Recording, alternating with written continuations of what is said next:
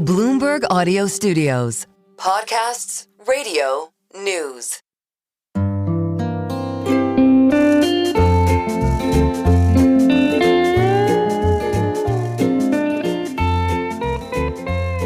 Hello, Odd Lots listeners. You are listening to another episode that was recorded live in New York City at our event on June 26th.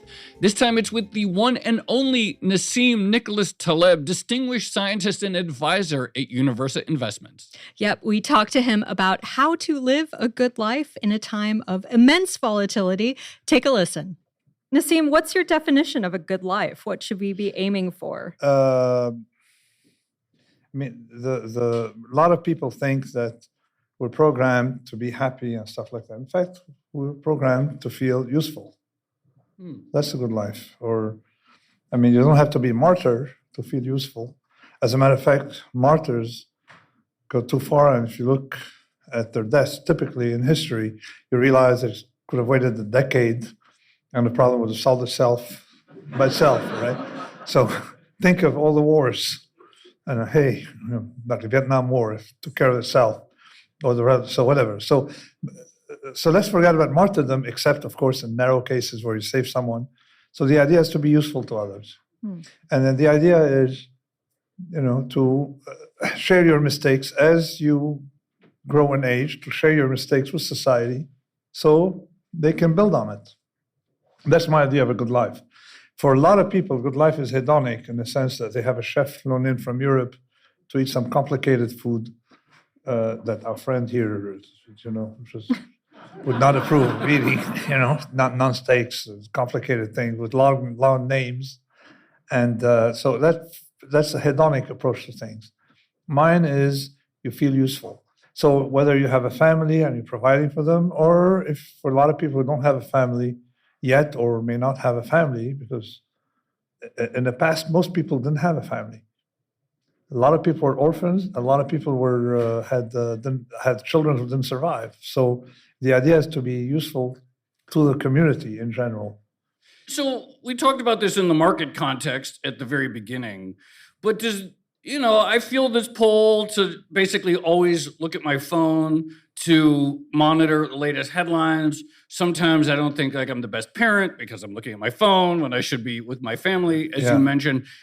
How do we be useful? We're in better a time off. when we're just being bombarded. In a time we're just being bombarded with events beyond our control. Okay, yeah, but we're better off than we were today, 40 years, 50 years ago, before many were born, maybe perhaps even you, all right? Yeah.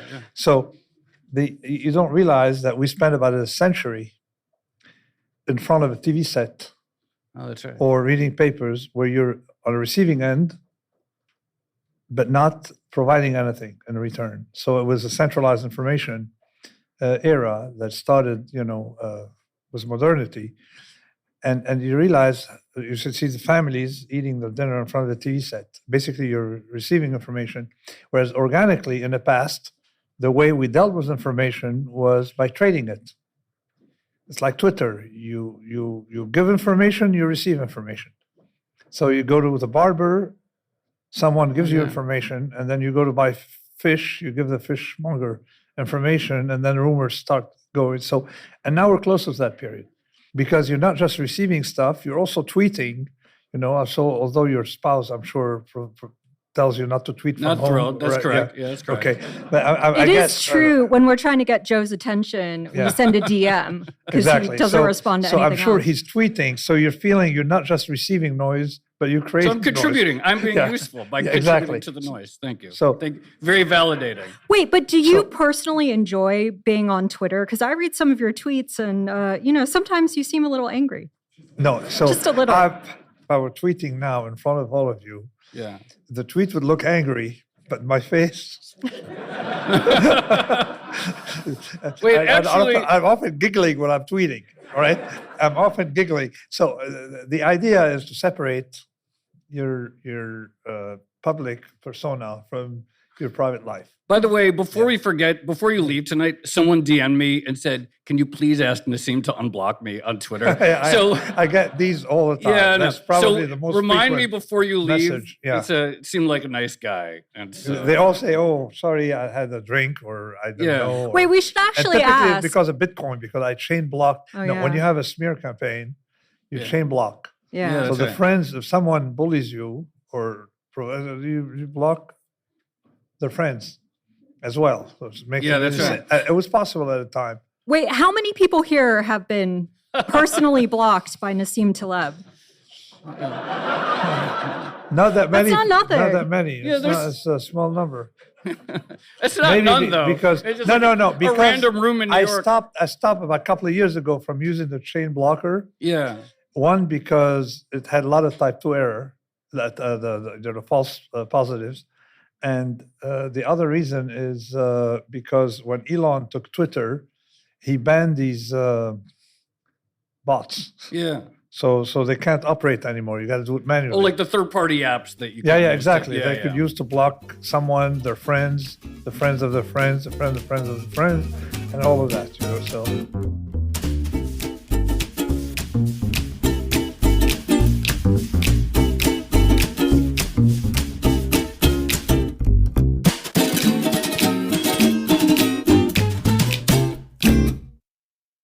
Are you surprised that in a year of just like unbelievable headlines, seemingly day after day, multiple wars going on, not to Yeah. mention the trade war and all of that, and Yeah. everything else, Doge, et cetera, that the markets are not crazier than they are? Let me compose a tweet that maybe I'll great. post. Is for Trump won, okay? Trump won was taken literally by his enemies, by his and metaphorically by his friends. Okay. Trump 2 is taken metaphorically by his enemies and literally by his friends. Explain. So whatever he's saying now, he's pretty much doing. Did you believe that he was going to start these tariffs? They make no sense. I mean, it make sense to get elected in Pennsylvania, but I mean, but it's not the kind of thing you do, really. And it turned out he meant it. It was not just a vague. It's really a metaphor. It was real. He wants tariffs. So maybe he wants to destroy the American economy. Maybe that's his wish, and you could probably put a dent. And yet, but it's But not what? worked. Whereas the stock market's at all-time high. Sorry? The stock market is But at first of all, all-time you high. have This to is not intuitive separate me. the health of American companies No, I get that. from I get that, but the you income of the American who went to Stop and Shop, or what's this thing in your area? Not Whole Foods. You guys go to Whole Food, but normal people go to Costco, whatever. And then you look at your bill, right? And the bill went up practically for everything, and their income did not. And tax breaks to come are not going to help those who don't shop at Whole Food, because it's the poor people don't pay taxes anyway, so they're not going to get a break from that. So the idea is there's a lunacy in these tariffs. I can understand that we need to protect pharma. Yeah. We have some strategic interest in this. Okay, you protect the industry. You want to make sure you don't depend on China for other things. But it's a lunacy to try to switch with 4% unemployment in America, plus or minus, from high margin. I mean, you guys are all high margin, all right? To low margin, all right? It's a high-margin audience. Yeah, we have a high margin audience. To low margin, all right, occupations. Right. So now we're going to make socks. Can you imagine the high margin? So instead of making films, we're going to make socks. And then also misperception of the whole process of a lot of things in basic, trade accounting. Like they say, oh, they're ripping us off. I mean, I'm a dentist, all right, and I go buy my bread. It's ripping me off, all right. I should make my own bread, and then probably the baker should be a dentist. So the whole idea is not. It doesn't stand on. And plus, they have, if someone is not very intelligent or not very skilled, and you can detect that at it's like arbitrages. You guys are from financial audience. And we call that trading against themselves. they do a series of trades that end up being closing a loop, being circular, but with a loss. All right. They used to call that Texas trades, but I think that the state of Texas has been unfairly, The Texas defamed. hedge. Yeah, no, Texas trades in Okay, general. Texas One of them is Texas hedge, right? So for example, they have tariffs on components that you would use to build a computer in your basement in New York. Okay, but if you bought an Apple product, then there's no tariff, although that's made everything's made overseas, manufactured. Okay, so this is an inconsistency. So there are plenty like that. Sure. And there's also what's his name, the Secretary of Treasury is like Secretary of not Treasury, Secretary of Commerce. Lutnick. He definitely someone should hire him for comedy because he was saying.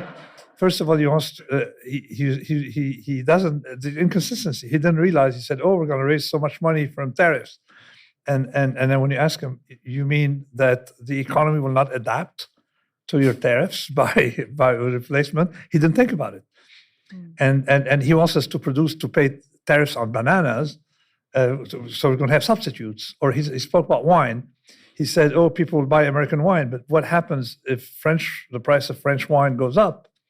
Okay, there's something called substitution. I don't know if people do that. In Europe, they teach high school economics. I mean, for children, where they teach them substitution, right? So it's elementary. I mean, I'm saying that Trump should have hired, if he could find people who have some skills. All right. I can't wait to develop my skills growing my own bananas. Banana autarky. Sorry, I can't talk tonight. Okay. I was going to ask, you always preach skin in the game. Yes. Unlike us journalists.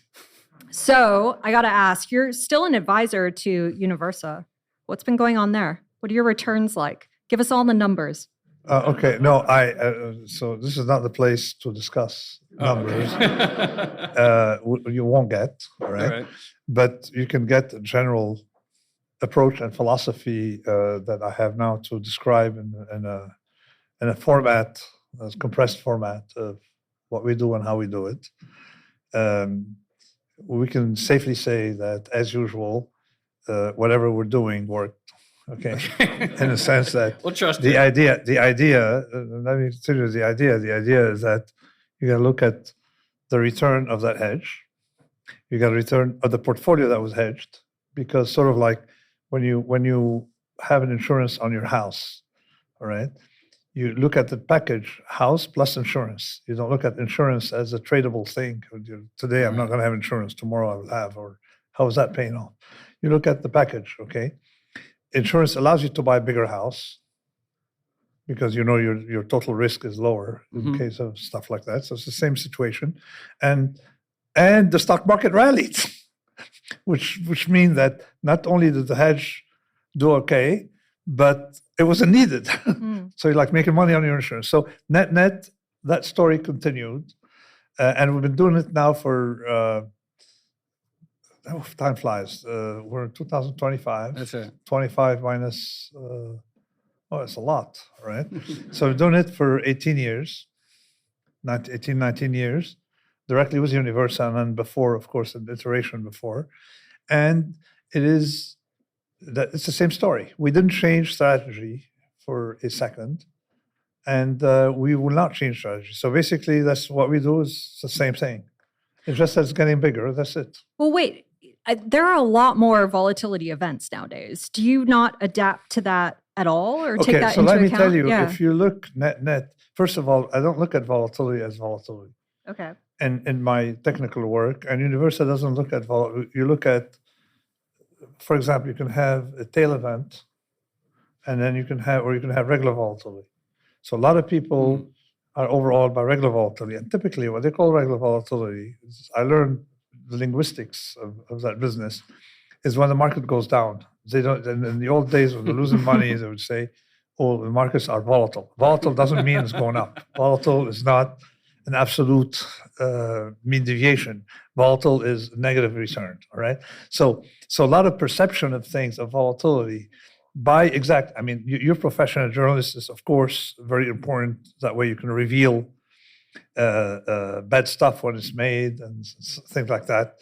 But Wait, often... did Nassim just say something nice about journalists? Yeah. No, there are a lot of things. It's an important mission.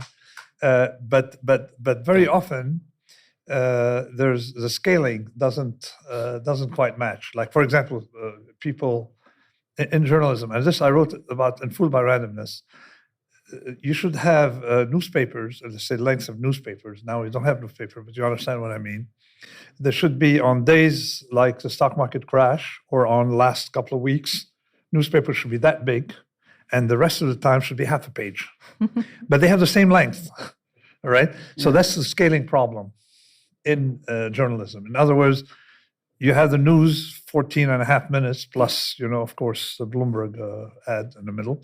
So that news bulletin should be variable with the events. You see the idea? It's the same thing with market movement.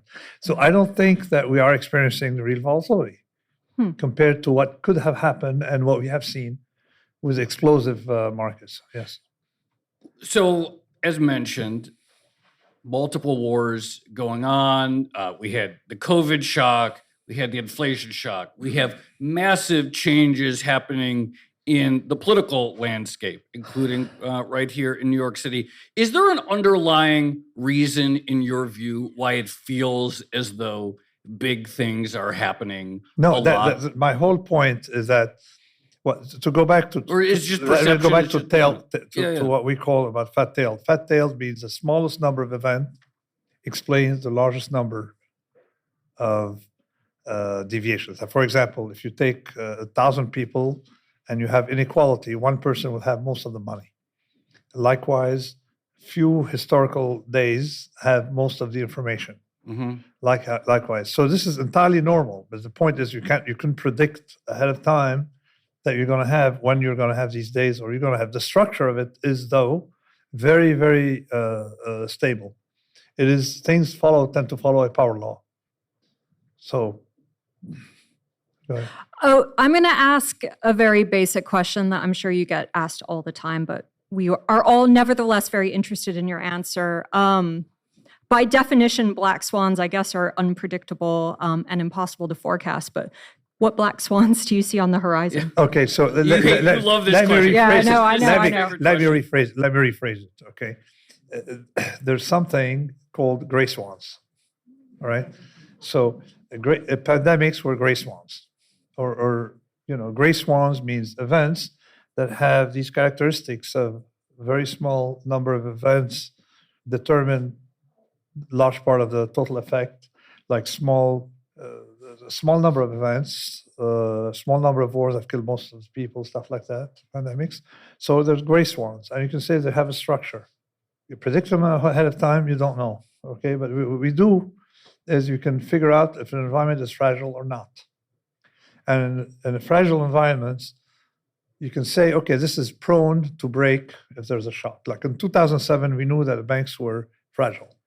Why? Well, they were net short volatility. That's sort of my fragility work in anti-fragile. To answer your question, I wrote anti-fragile, which on its own became a monster, right? But the whole idea is to figure out what can be have cascading effects from shocks. Okay, as I wrote in the Black Swan, it's foolish to say what color truck is going to break a fragile bridge. Okay. But it is not foolish to say this bridge is fragile, it's going to break one day, don't cross it. Don't or invite your enemies to, Okay. What areas of fragility do you see right now? So the first one I'm learning. So what's fragile? Yeah. The first one is we have I don't know if you're aware of it. Maybe people aren't aware yet that I don't know if we know we have a deficit. Right. Oh, I heard about this. And you know that you have to borrow, to pay for the interest rates, for the interest, right. The debt that you've had before. And at north of 4% interest rates, 4 to 5% interest rate, this is significant. It means you can have a snowballing effect. You have to borrow more and more.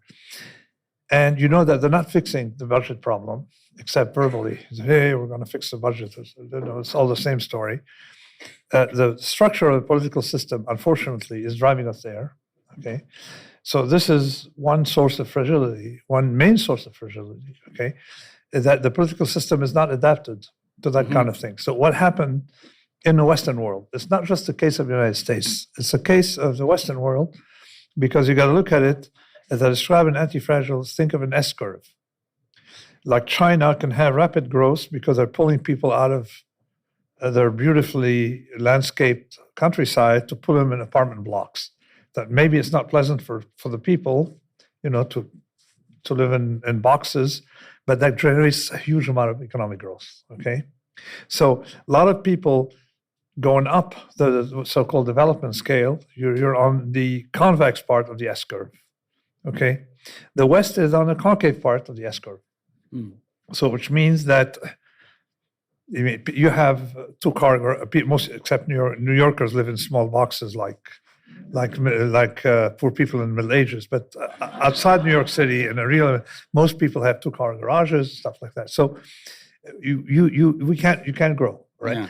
And you don't have poor people, so you have to import them from El Salvador, Panama. A lot of people, you don't have poor people, so you don't to create that kind of thing. And now you don't want them anymore. They don't want everybody, So they have a problem. Is that growth in America is structurally declining. Yeah. Well, at the same time, the debt burden is structurally increasing. You see that divergence. And that applies to the rest of the developed world. Because you're arriving to destination. Why are you still borrowing? The problem is most countries tend to borrow when they're already rich, when they don't need it anymore, just like people. So like people on Wall Street, these people are on Wall Street, they probably borrow a lot. Now they're already rich, all right? Whereas poor people don't borrow. So that's a big problem. That's number one problem. The second one is China is representing a larger and larger share of GDP of the world. And so you're going to think that geopolitics aren't going to be the same. Yeah. And you don't want to live, in the wrong century. Think you're living in this century, think you're in a different century. All right, Nassim Taleb. Yeah, thank you so much. Thanks for eating cow meat. And thanks for the steak. Yeah. So next time, let's make sure either have organ food or bring wine. We'll definitely we can bring wine. Thank you so much. This has been another episode of the Odd Lots podcast. I'm Tracy Alloway. You can follow me at Tracy Alloway. And I'm Joe Weisenthal. You can follow me at The Stalwart. Follow our producers, Carmen Rodriguez at Carmen Arman, Dash O'Bennett at Dashbot, and Kale Brooks at Kale Brooks. For more Odd Lots content, go to Bloomberg.com/oddlots, where we have a daily newsletter and all of our episodes.